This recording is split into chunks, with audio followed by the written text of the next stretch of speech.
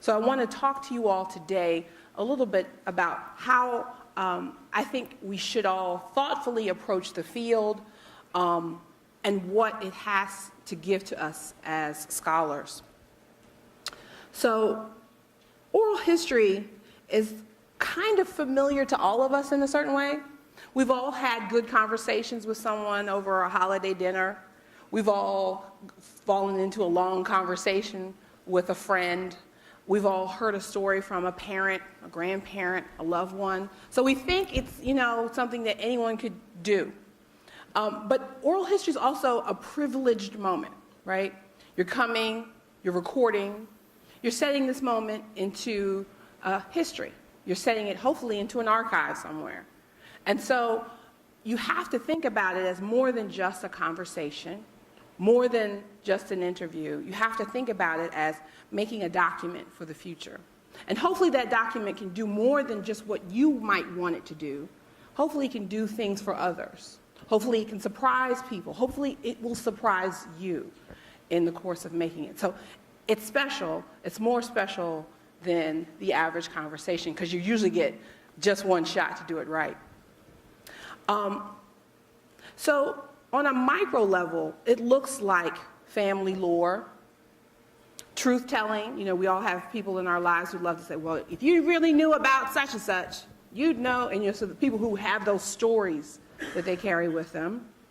Biography or life history is a familiar format, but also biography usually has a moment for editing and choosing and selecting, something that we as oral historians want to sort of push past, the scripted narratives of people's lives.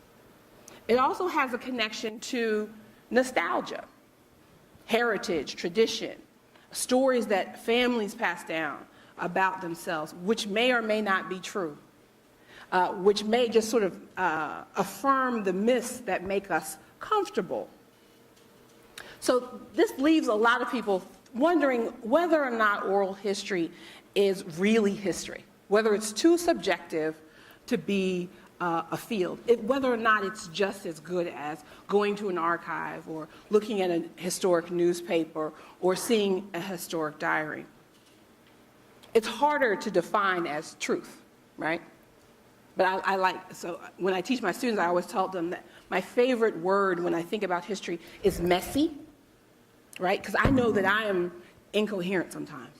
Sometimes I don't make good sense. Sometimes this opinion that I hold over here is contrary to that opinion, and that we all are doing that all the time. Sometimes we change, sometimes we move backwards, sometimes we move forward on things. And so that sort of back and forth of our lives is where history lies for me, right? It isn't just sort of the neat documents that we assume can tell us a neat truth. That history happens when we sort of bump up against those contradictions. And so oral history really gives you a chance to probe that stuff and look at something really interesting that you can't see in those other documents. What's interesting about this project is that wars and remembrance of wars are often places of profound silences, right? We have a narrative in our society that tells men and women who serve to not talk about what happened to them, to not share details, to not be transparent with others, that it's a burden you would place upon someone else. And so as much as we all have these storytelling traditions, this is a tradition that runs counter to storytelling. There are histories of trauma that oral historians have talked about. And so I want to spend some time today talking about that interplay. You may have people who would want to tell their story, who would want to share, who do know why it would be valuable to history. But then you'd have people who would be hostile to that because that is also something that we say to men and women who serve. Lucky for me, I had a chance to really do that kind of work from the very first project I worked on. Talking about segregation was hard for African Americans. These were histories of trauma. They experienced and saw and lived things that hurt them, that damaged them, and that were hard to talk about. And they were things that we are told not to repeat. I thought of Toni Morrison's stanza at the end of her book, Beloved, this is not a story to pass on, right? So as Morrison is telling us a story of grounded in slavery, a story of extreme trauma, she's saying we are telling people not to pass it on, but we have to. It's harder. It's a burden on us in doing that work, but we have to do it thoughtfully, and we have to engage that project because those experiences are just as important. And so I think you all have an exciting opportunity to foster these kinds of stories that are often not passed on and to add those stories to the historical record. Okay, so let's talk a little bit about nuts and bolts and what's involved in doing oral history. So how do we define it? How do we approach it? So first, I always have students in my class, in my grad class, who oftentimes are journalists. Has anyone ever worked as a journalist? Is anyone a journalist in the room? So oral history is not journalism. I think that's really important to get through to our students. So if anyone's ever been interviewed, anybody want to stand up and tell me about their interview experience? Anyone ever been interviewed by a journalist? Stand up. What were you interviewed about? I was interviewed for the Wanakee Review in Wisconsin. For the Wanakee Review. Okay. It was a profile piece about me. Great. Yeah, it was really good. So the experience was she asked me a series of questions. Okay. 20 questions about everything from where I grew up to where I work and what I like about living in Wanakee. Okay, so that interview actually is a lot more like what an oral history, life history would be. So you had an unusual experience. Does anyone else have an experience being interviewed for a news story? Yeah. This was a radio interview with the State of Things. Mm-hmm. My second novel was a look at what it might look like to be the first openly gay Major League Baseball player. She interviewed me about the novel and the writing. Wonderful, wonderful. So those kinds of interviews usually have a focus. And if you're ever interviewed for a story that's about a newsy subject, if someone's interviewing about something that you saw or you witnessed, there isn't the effort to really get to know you as a full human. There isn't a lot of worry about how you felt and experienced it. You're really giving a testimony, right? And if you're ever interviewed for a newspaper article, what I find is what happens to me is I'll talk for like 20, 30 minutes, and they'll put maybe 3 sentences in there. And I'm like, oh, I said that. And so those 3 sentences may or may not reflect what you believe you were saying or who you think you are. Hopefully in State of Things, where you have a very thoughtful person who's engaged with their work, they're asking more substantive questions. And if someone's profiling you, then of course they're engaging those more substantive questions. So that's the difference between sort of news-based interviewing, where you're trying to get at some facts. So if I were news-based interviewing a veteran, I might ask them where they served, how long they were there. I would just sort of reel through facts. And I would cull from what they said something that I thought was unusual, a nugget that I would want to share with readers. I probably already wrote my article, and I have an idea of what I'm trying to argue in it. And I'm looking through that interview for verification of the assumptions I already made. So that's why journalism sort of stands apart from oral history.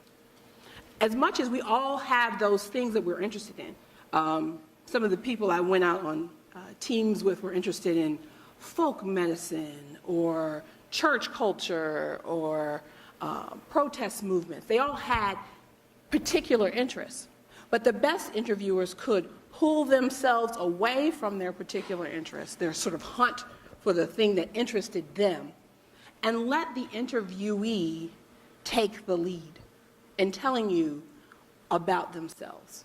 Let the interviewee tell you the things you may not know were even there, things you might not even know about. And so if you can stay open enough in that process, you can hear the unknown. And so journalists don't want to hear the unknown. They're hurrying, they're trying to get things done. Oral historians are open. They shouldn't be in a rush. They should be letting the story unfold for them in a very particular kind of open and unknown way. So when we do that, it provides us a window onto the past. And I like to define oral history as a tool for learning about the past that provides opportunities to ask historical questions of living subjects. An opportunity to ask historical questions of living subjects. So what do I mean by this? I think it should, okay, when I think of my first book is about people who are very dead, have been dead for a very long time. I did that on purpose because writing about the living is challenging, because when you're a junior scholar and you write about the living folk, they'll come to your conferences and they'll sit in the front row and they'll pop their hand up and they'll say, but actually, and you're like, well, and so you have to grapple with contested histories. And so I was working on the Black Panther Party. I went to Chicago. I gave a talk about it. Up popped 3 or 4 Panthers at my very first talk. I was scared and unsure of what I was doing because I was a junior scholar just trying to work my way through the history. And so I became more and more interested in thinking about protest histories of people who wouldn't show up.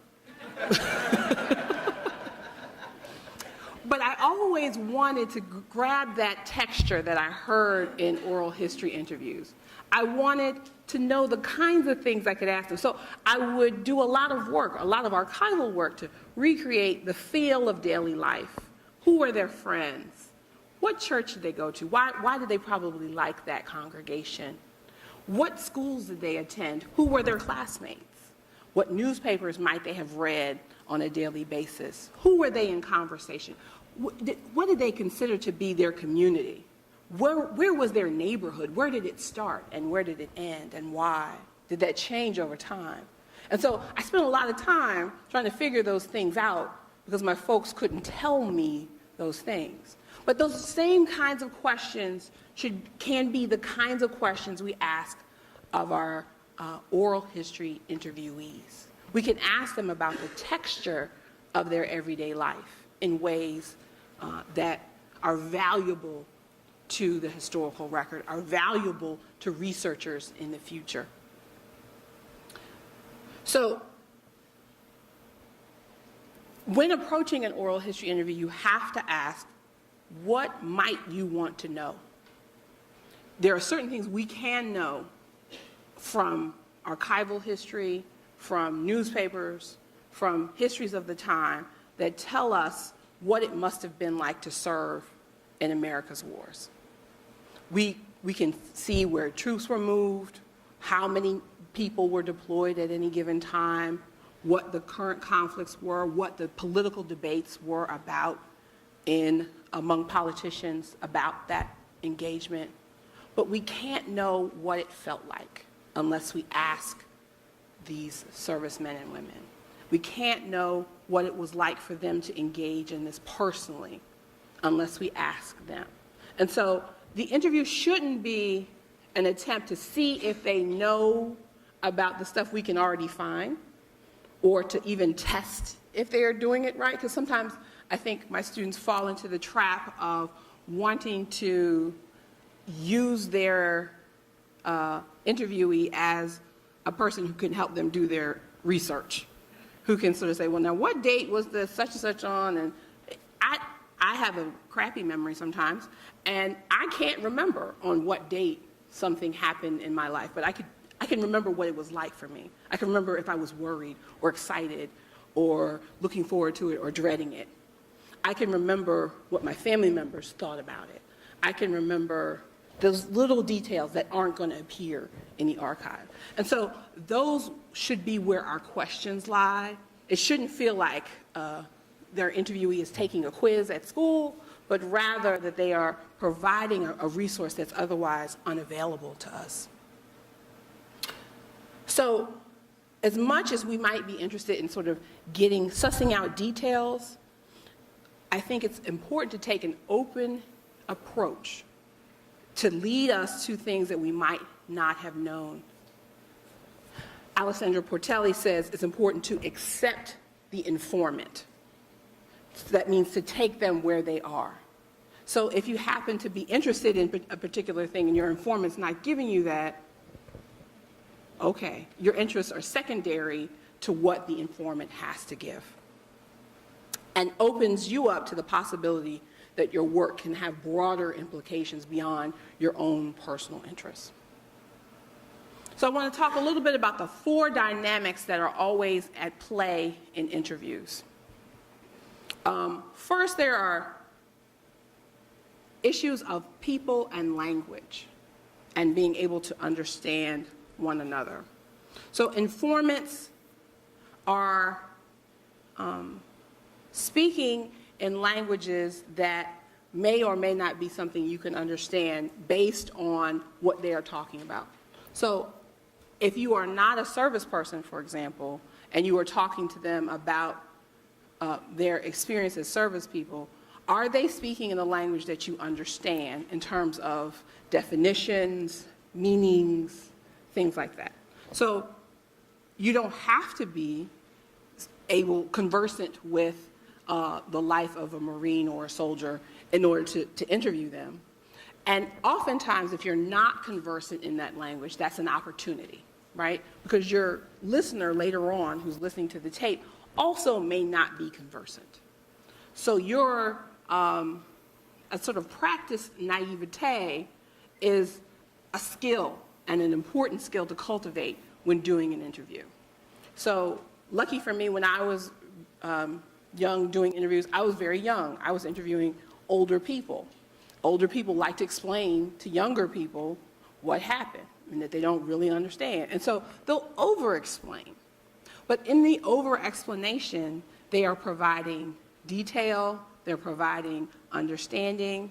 And so I had studied the people I was talking to. I had studied the things that they had done in the past. I had studied their communities. I'd read what historians had said. I'd read articles. I'd prepared to be in that place. But I didn't show off my preparedness, right? So it wasn't about them being impressed with me. It was about them informing the document about their experiences. Because perhaps my listener isn't as prepared as I am. So it's not a chance to say, oh, well, I already know about, that law when that was passed. Tell me about there was a law passed in 1944. Can you tell me more about it? How did it affect your community? And sort of just back off your ego and let the story flow. So as much as there might be gaps in understanding, sometimes exploiting those gaps that you might have for your interviewee are excellent. They're creating a good document. So that's hard, because sometimes we really want to show what we know. We're usually rewarded in most circles for knowing a lot.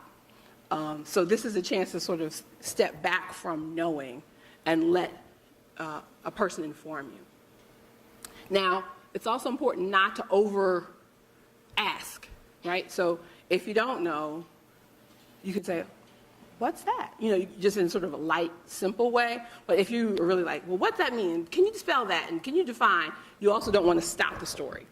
You don't want them to get distracted from what they were thinking about in their explanation. So it's a fine dance between letting them tell you and disturbing their thought process.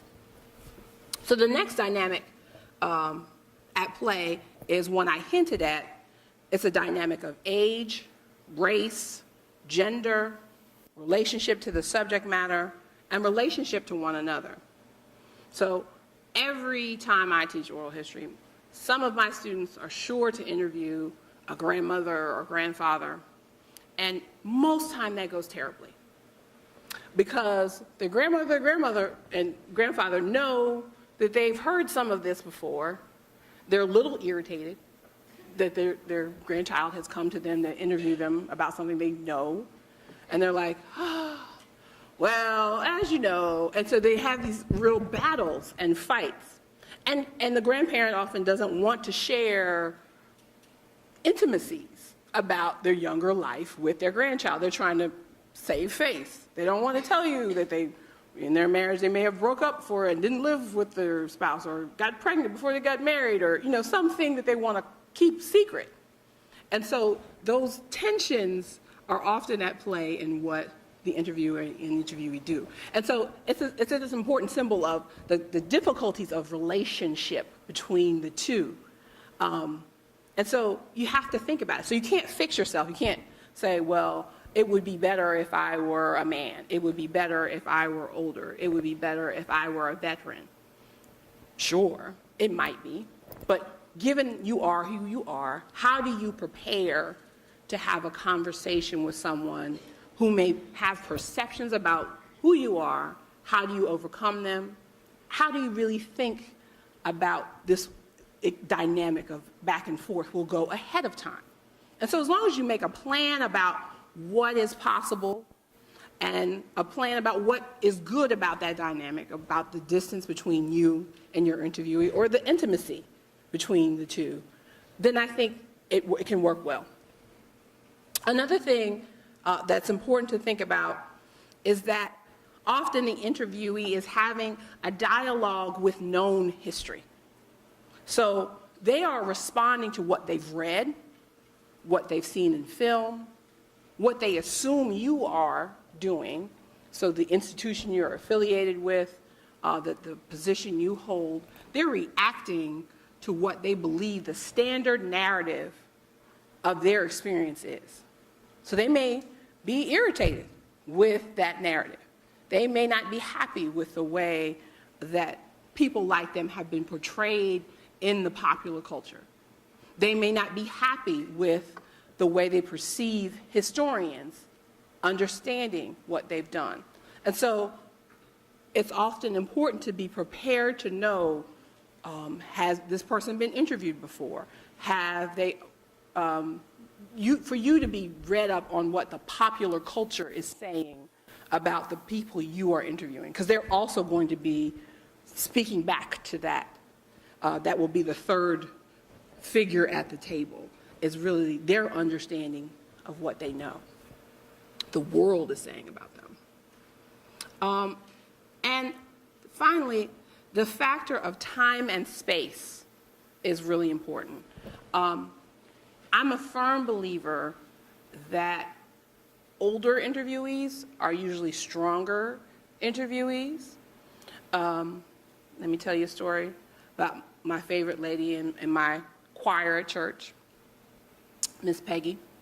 Miss Peggy, when I first met her, was in her late 60s, and she would hold her tongue generally when weird things would happen in our rehearsals or at church, or some strange speaker would come. She would just kind of be like, oh.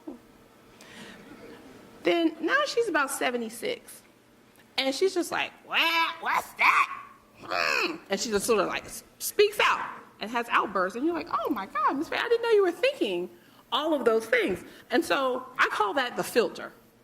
And as we age, all of our filters go down. So when we're really young, our filters are quite high. When we're babies, we have no filters. But as we become teens, we learn to shut up and not say everything we're thinking to everyone. But as people age, that filter just drops down because you've had experiences, you've lived your life, you know who you are, you're sure of yourself, you've had time to reflect. And so as that filter drops, you can ask better questions and get better answers from people. So I've had people in my classes interview people in their 30s, in their 40s, and those usually are not as good as interviewing people in their 60s, in their 70s. People need that time to reflect. They need that time and space from the distance, from the thing that they are sharing with you, so that they can understand it for themselves, so they can process what meaning it has in their life. I don't know if you all got the articles that I suggested for readings, but one of the articles talked about a Vietnam veteran, and he was interviewed twice. He was interviewed right as he came back from the theater of war, and then he was interviewed, I believe, 30 years later, about the same experiences. When he first returned, his interview was terribly clinical, almost harsh sounding, right? because he was still in that place. And so the way he was describing the violence happening to he and the people around him and the violence they were doing to others was super clinical, really clean, not very descriptive, other than sort of being horrifically descriptive, and then sort of moving on in a way that you're like, whoa. But he was still in the place of having to survive that moment. He was still in the place of experiencing the decisions he made. 30 years later, he's saying, wow, this was crazy. Let me tell you what was happening. And so it's much more, it has much more spirit, it has much more movement, it has much more of his own sense of what is hard about the things he lived through. The traumas that he experienced, he's much more willing and able to share with his interviewee. And in both interviews, he's giving a good interview. He's engaged, and he's answering questions in a really honest and frank way. But his own ability to understand what it meant hadn't kicked in the first interview in a way that it had in the second. So I would argue that time, and just time from the experience that you want to focus on. So if I were interviewing someone about being an elementary school student integrating a white elementary school for the very first time, and they're in their 40s, that's sufficient time, right? I don't have to wait for them to be in their 60s to reflect, because they have sufficient time from the action. So I do think you can get good interviews, but you can get better interviews if you think about privileging talking to people who've had that time to process and have that filter come down just a little bit so that they can be more frank. Another dynamic that's crucial to explore in this project is the relationship to trauma. So the trauma has an effect on what the interviewee is willing and able to share, and it also has an effect on how the interviewer is responding. And these need to be thought through too. So interviewees oftentimes, as I've said, have a sense that the things they've experienced are better kept quiet, that they are secrets, that they will destroy their contemporary relationships with others if they are known about, that people will think less of them or judge them for things that happened in the past. And so doing an interview from an experience of trauma is really deeply intimate and requires a great deal of trust on the part of the interviewer. So they're putting in a lot of work just to talk to you. So a sort of respect for that process, that it may not go smoothly, that it may lead to silences, even within interviewees who are sharing. A good example is I had a student who interviewed her father. This was the best parent interview. Her father had been evacuated in London to the British countryside, separated from his parents during World War II, and given to strangers to be raised. Those strangers were not very nice to he and his sisters, and they experienced violence from that family that kept them. And so my student knew that story. She knew that that had happened. She didn't know all of the things he had kept silent about them. And even in telling things that were new to her, things that she hadn't heard before, there were times when he literally would stop talking, where he would start to say a sentence and then drop off and just be quiet. And she'd push a little more, and then he'd do it again about something else, something that just was so painful for him to remember. And so she wrote a beautiful paper for me about those silences, about thinking about the value we even have in what people can't say, and what it tells us about those experiences. So honoring that difficulty and honoring the hard work that it goes into creating this interview on the part of the interviewee is sort of the first step.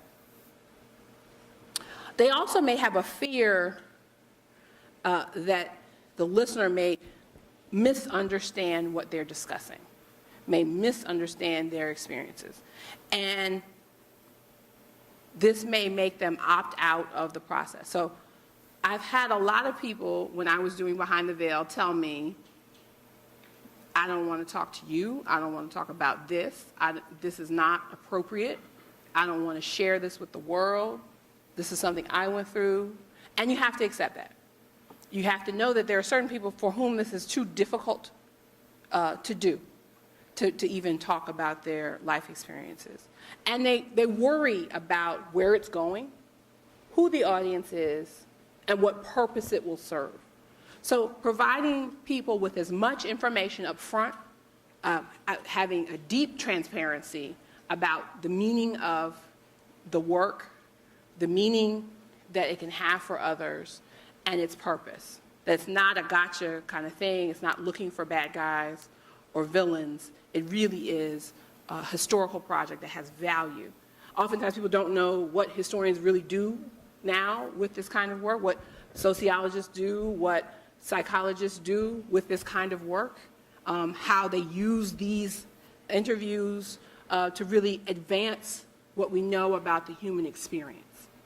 And so, as much as you can, for someone that is on the fence about being willing to share, I think teaching them about what scholarship really is and why even them, and sort of a normal person, has a lot to tell the world about their everyday experiences. I think a lot of times people think I have to be special to be interviewed, but I think the unspecial folk, the everyday folk like you and me, have much more to say about the whole of human experience.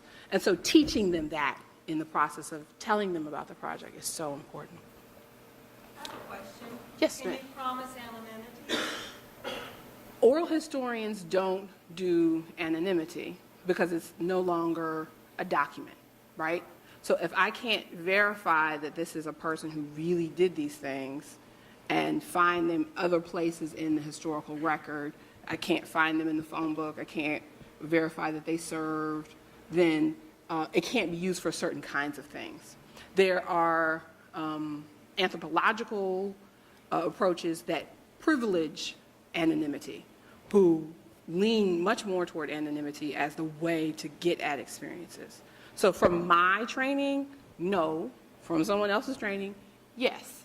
So it really is whether or not you are a historian and whether or not you are making history is sort of at the fulcrum of that question. I have had students who, after their interviewee talked, said, okay, I don't want that to go anywhere, and I don't want my name on it, because they slipped and they revealed a whole lot, and then they began to worry about what that might mean. Hopefully historians also have ways of creating layers of consent within that relationship. So, well, I'll talk a little bit at the end about legal documents, but there are ways to say this can be shared with this kind of audience, this can be held privately for this number of years, this can be opened up after I pass, this can be, so you can add layers of control that the interviewee might have in that experience. And so that's what historians would try to do before we would say this is an anonymous interview.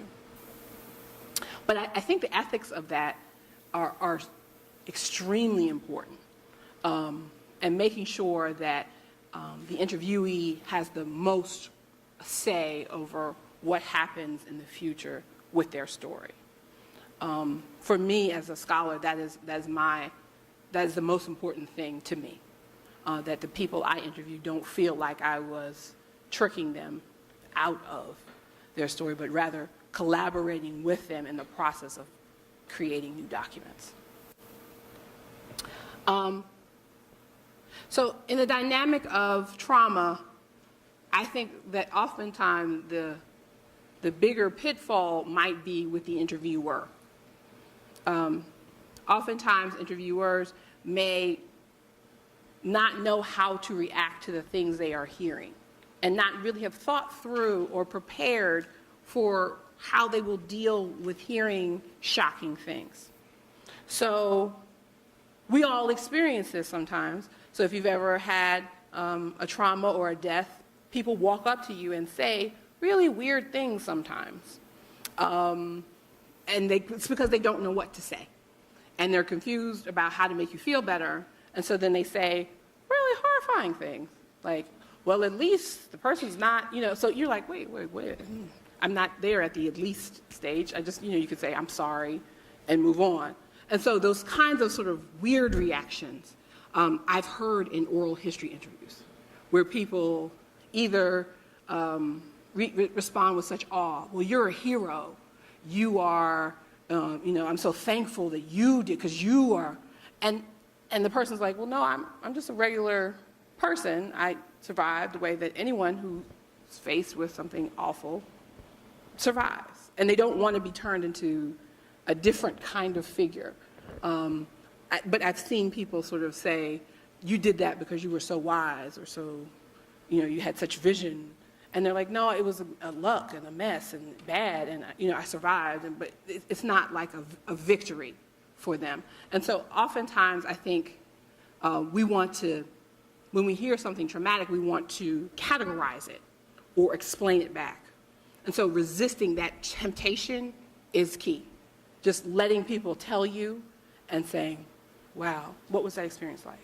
And just moving on very subtly in ways that don't privilege how you are experiencing what you're hearing.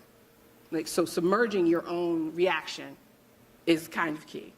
But in submerging your reaction, it's also important not to deny, blame, become hyper-emotional, or move on. I listened to one interview from Behind the Veil where an interlocutor revealed that her father had been lynched, and the person just moved on to another subject matter without asking another question. And so that was his difficulty in hearing that. He was surprised and he didn't know what to do, so he just said, well, can you tell me about what town was like? And, you're like, sir, in sharing, that person has to be respected and allowed to fully share that story. And so you have to be brave and strong enough to listen through and ask the right kind of follow-up question to provide them the space that they need to tell you their story. So let's switch gears and think a little bit about the nuts and bolts of doing an interview. So there are key questions that everyone needs to think about before doing an interview. Who is your audience? What do you hope to do with this work? And what goals and visions do you have for the work as a project? So let's take my experience with Behind the Veil as an example. Behind the Veil was about people who had lived through segregation. It was not about the civil rights movement per se. It was not really about the 1950s and 60s, although people told us about that. It was not about white experiences during segregation. It was about African American experiences during segregation. There were people who asked us, well, why aren't you asking everybody these questions? That wasn't what the project was about. We were not asking for people who lived in other parts of the country what they thought about life in the South. We really were exploring Southern Black life during a certain time period. We were not asking those people for their reflections from contemporary politics, although they always told us what they thought at the end of every interview. But by having a focus, by having made decisions about where the work would lie, we ended up with a pretty good body of work that tells you a lot about our question. And it may tell you a little bit about all those sort of periphery questions too, because people will slip those things in. But by knowing what the bulk of what we wanted, the reason why we were there, the reason why we were engaging those people in those conversations, helped us end up with a project that tells you a lot from a lot of different perspectives about our historical question. And so Behind the Veil chose those things. Those aren't necessarily the right or the wrong things, but those were the things that they chose collectively to explore. So in crafting your work, I think it's important to be conscious about the kinds of questions you want to answer from the beginning, and to let the focus hover in that space. And that provides you with a great deal of coherence with the body of work when you're done with it. And there's really no right or wrong way. There's no good starting point, bad ending point, or, there's no rules to that. But I think knowing what that is essential. So I think it's also important to identify people who will facilitate the project. So leaders within a working team, and also leaders within communities who will vouch for your work, who will share the project with others, who will let networks know that this project is going on, it's good, I've done it, it's important, and they can speak on your behalf. This is really essential for doing oral history. Word of mouth is much more important than any flyer or newspaper article you might put up. Do the flyers in the newspaper article too. But the best example is we were sent to Summerton, South Carolina. The woman who had answered Duke's flyer she was born in Summerton. She had moved away in her teen years and had just returned to the town 2-3 years before we showed up. No one knew her. No one cared if she said that we were good. And so everyone that we called and used her name sort of like halfway hung up on us because she wasn't really representative of the networks we were trying to call. So we had to go find that person, and we had to just keep cold calling until we found the person who had a good experience with us, and then said, okay, you should go up the road and you should talk to and then all of a sudden we were let into the network of people who could give us good stories. So it's always important to, if you can, identify who those people might be and who those gatekeepers are, because they will facilitate the work of convincing others about your project. But also know that you might need more than one gatekeeper to get different kinds of experiences. So an example of that, in Norfolk, we had a wonderful person, a librarian. She had been a school librarian for her entire career. She led us into these networks of Black professional women in Norfolk and Hampton Roads. And at a certain point, we realized, okay, we may have interviewed every teacher in this entire area, but nobody else. And so if we wanted just teachers, that would have been a cool project, but that's not exactly what we wanted. So then we had to say, okay, how do we find our way into other networks? And so as much as you might have a great person, they may only be letting you into one set of experiences. It's important to see if you can get more than one who can expand what you know within the bounds of your question. I think every project should have a name. It should have an identity. People should feel like they're contributing to something real. It doesn't have to be, it doesn't have to have like a central office and letterhead or anything, but it should have an identity that makes people feel like their story isn't floating off into space. That's very helpful for gathering large numbers of stories. Decide where to deposit those materials, and speak to people about the best way to preserve things over time. I'm not that person. I think that person is coming. But it's always tricky, because when I first started doing interviews, we did them on cassette tape, and they made triplicate of the cassette tape, and then people were making CDs, and now people were making MP3s. And so my students are always doing their work in a completely different technology than the last time I taught it. So I've learned to just be like, you all know more than I do about technology. How do you think we can record these? How do you think you can transcribe things well? Because if I become an expert in any one technology, that's irrelevant in about 3 years. So I say all that to say, think about preservation, think about this living on past this particular point in time, and also think about the way in which you can not get in the way of preservation, in whatever format it comes. So, like, don't be so married to a particular kind of tape recorder that you're not allowing people to participate in new technologies or different technologies or more accessible technologies. With that being said, there's also a real divide in the community among people who videotape the experiences and people who just use audio. I'm a firm believer that doing like this, like he's doing back there, creates a lot of anxiety in people.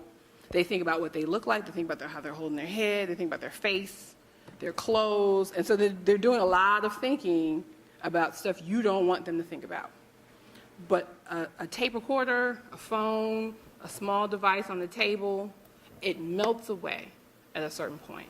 And they are forgetting themselves, and they're forgetting the process a few minutes into it.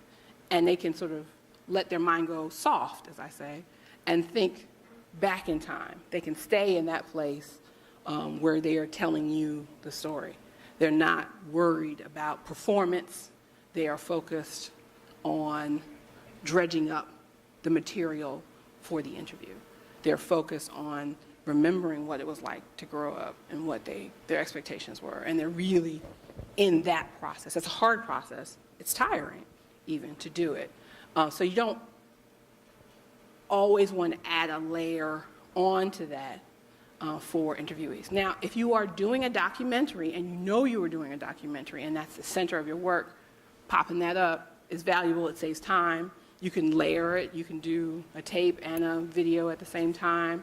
You can edit video down and you can still keep longer recordings. And so there are lots of possibilities. I've worked with projects that have done both. The Cedars in the Pines project at NC State, recording the experience of Lebanese American immigrants, is a good example. They made a great documentary from the work that they were doing.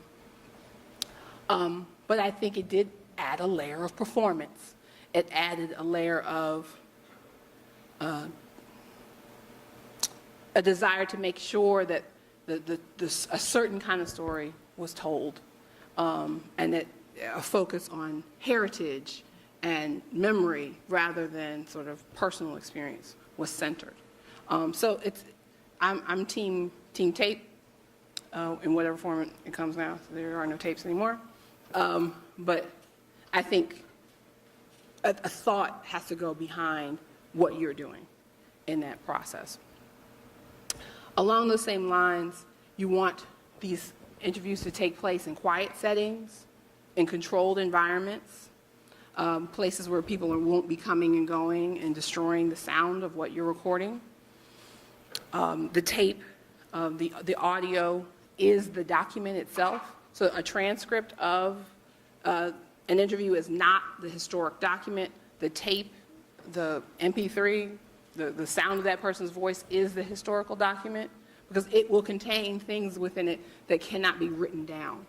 And so making sure that that sounds good and makes sense to others is key. Think about the time frame that the interview will take place in. It can't go on forever. It can happen in episodes. You can come back. But usually people get a little tuckered out around the hour mark, maybe hour 15.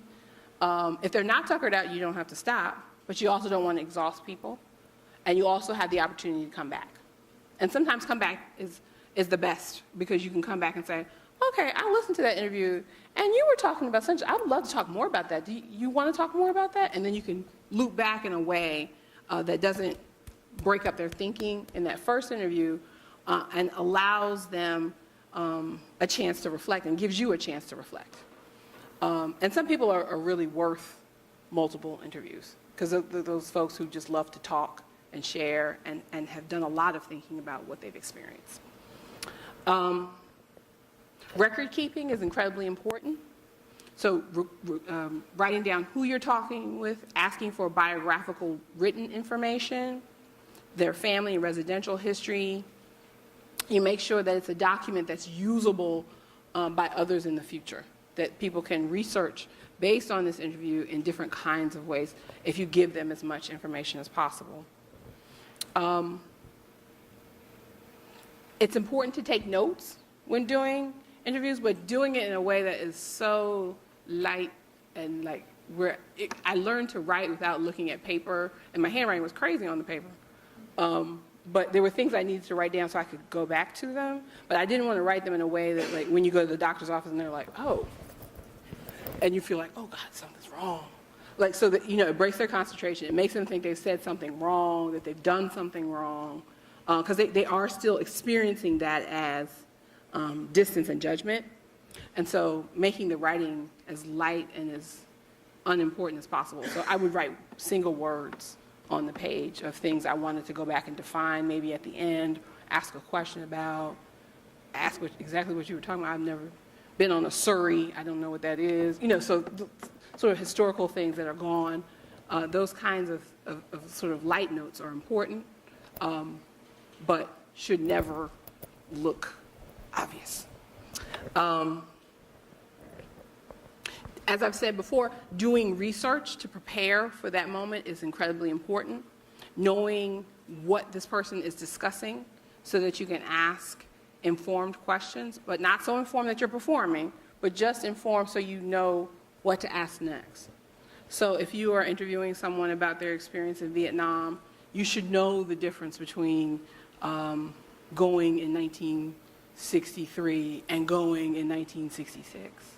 You should know what kinds of experiences would have been had by a service person in either one of those. If you're interviewing a woman who served, you should know sort of what the background politics in any given time she was experiencing. So you should be familiar with these things. So you can, if you hear something interesting that you know is like, oh, this is the stuff, you have to be able to know that's the stuff and ask a follow-up question. Not in a way like, oh, well, isn't that the thing? But just in a way like, wow, that's so interesting. You were at this time. Tell me more about, you know, so that you know that's a big deal. So doing your homework, reading deeply, reading other interviews is always helpful in making sure you have a deep preparation as you walk in the door. And then publicizing what you're doing, sharing it in as many different venues as possible. We went to churches, we went to libraries, museums, local community centers, nursing homes, although nursing homes are hard because some people are in there, you know, can't do interviews, but there are people who can and would be great at it and would be really happy to do so. But really making sure that lots of people know that this work is going on and it's an opportunity to participate. Thanks so much for having me.